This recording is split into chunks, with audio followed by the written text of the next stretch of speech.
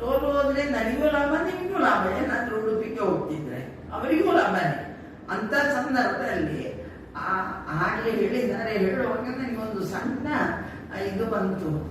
ಈ ನಾನು ಬಿಜೆಪಿ ಬಿಟ್ಟ ಮೇಲೆ ಅಲ್ಲಿ ಮಂಚಗಳು, ಮಲಗುವುದು, ಬ್ಲೂ ಫಿಲ್ಮ್ಗಳು ಇವೆಲ್ಲ ಜಾಸ್ತಿ ಆಗಿ ಬಂದಿದೆ. ಅದು ರೋಗ ಎಲ್ರಿಗೂ ಹರಡಿದೆ ಅಂತ ಕಾಣ್ತದೆ. ಆದ ಕಾರಣ ಈ ವಿಷಯವಾಗಿ ನಾನು ಆ ಪದವನ್ನೇ ಖಂಡಿಸ್ತೇನೆ. ಜೊತೆಗೆ ಅವರ ಬಗ್ಗೆ ಈಗ ಕೇಸ್ ದಾಖಲಾಗಿದೆ. ಅದಕ್ಕೆ ಸೂಕ್ತ ಕ್ರಮ ಕೈಗೊಳ್ಳಬೇಕು.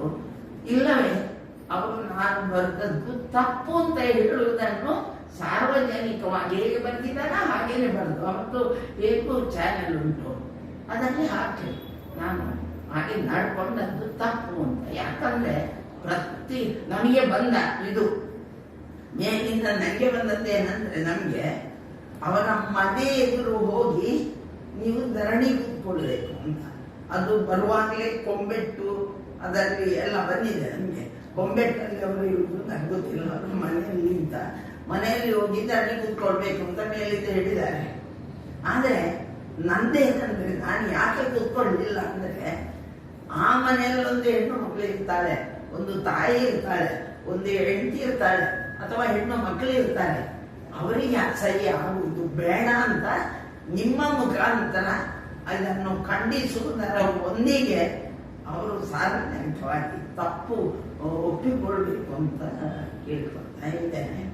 ಇನ್ನು ಯಾವುದೇ ಮಾಧ್ಯಮ ಬಿಡಿ, ಯಾರೇ ಆಗಲಿ ತಪ್ಪು ಒಪ್ಪಿಕೊಳ್ಳುವುದಂದ್ರೆ ಹೇಗೆ? ತಪ್ಪು ಅಂತ ಹೇಳಿ ಕ್ಷಮೆ ಯಾಚಿಸ್ಬೇಕು ಅಂತಲೇ. ತಪ್ಪು ಒಪ್ಪಿಕೊಳ್ಳುವುದಂದ್ರೆ ಅದೇ. ತಪ್ಪು ಮಾಡಿದ್ದೇನೆ ಅಂದ್ರೆ ಒಪ್ಪಿಕೊಳ್ತಾನೆ ಅಂತ ಹೇಳಿದ್ರೆ ಕ್ಷಮೆ ಯಾಚನೆ ಮಾಡುದು. ಏನು ನಾನು ಬರ್ತದ್ದು ತಪ್ಪಾಗಿದೆ, ಇನ್ನು ಬರೀದಿಲ್ಲ ಅಂತ ಆದ್ರೂ ಬರೀಲಿ. ಯಾಕಂದ್ರೆ ಯಾರೋ ಒಂದು ಮಾರ್ಗದಲ್ಲಿ ಮಲಗಿದಾಗ ಅವರು ಒಬ್ಬರೇ ಹೋಗಿ ಅಲ್ಲಿ ಮಲಗಲಿಲ್ಲ, 1000 ಜನರ ಮಧ್ಯದಲ್ಲಿ ಮಲಗಿದ್ದಾರೆ. ಅದು ಇವರಿಗೆ ಹೇಗೆ ಅಸಹ್ಯ ಕಂಡಿತು ಅಂತ ನನಗೆ ಗೊತ್ತಾಗಲಿಲ್ಲ. ಆದ್ರೆ ಅದಕ್ಕೆ ಅವರು ಸಾರ್ವಜನಿಕವಾಗಿ ಕ್ಷಮೆ ಕೇಳಬೇಕು ಅಂತ ಒತ್ತಾಯಿಸ್ತಾ ಇದ್ದೇನೆ. ಪ್ರತಿಭಾ ಕೊಡಗಿಯವರಿಗೆ ಪ್ರೆಸ್ ಮೀಟಲ್ಲಿ ಮಂಗಳೂರು ಮಾತು ಹೇಳಿದ್ರು. ಪ್ರತಿಭಾ ಕೊಡಗಿ ಮಂಗಳೂರು ಪ್ರೆಸ್ ಮೀಟಲ್ಲಿ ನಾನು ಅಗತ್ಯ ಬಿದ್ದರೆ ಸುದರ್ಶನ್ ಭಟ್ ಅವರ ಮನೆಗೆ ಹೋಗಿ ಅವರ ಮನೆಯಲ್ಲಿ ಪ್ರತಿಭಟನೆ ಅವರೇ ಕ್ಷಮೆ ಕೇಳುವುದನ್ನು ಶೂಟಿಂಗ್ ಮಾಡಿ ವೈರಲ್ ಮಾಡ್ತೀನಿ. ಇನ್ನೇನಾದ್ರು ಅವರು ಮಾಡುದಾದ್ರೆ ಅದಕ್ಕೆ ನಿಮ್ಮ ಜೊತೆ ಮಾಡುದಾದ್ರೆ ಮಾಡಲೇಬೇಕು. ನೋಡಿ, ಶ್ಯಾಮ್ ಸುದರ್ಶನ್ ನಲ್ಲಿ ನಮ್ಗೆ 5 ಜನರಿಗೂ ಏನು ವಂಚನೆ ಇಲ್ಲ.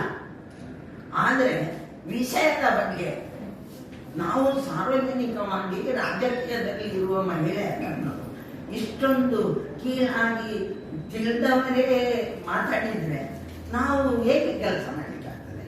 ಅವರ ಪಕ್ಷದಲ್ಲೂ ಹಿಂಸರಿದ್ದಾರೆ.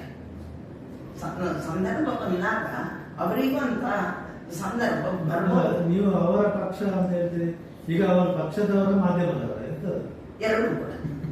ಯಾಕಂದ್ರೆ ಮಾಧ್ಯಮದವರು ನೀವು ಕಮೆಂಟ್ಸ್ ಹಾಕಬಾರ್ದು, ನೀವು ನ್ಯೂಸ್ ಹಾಕಿ.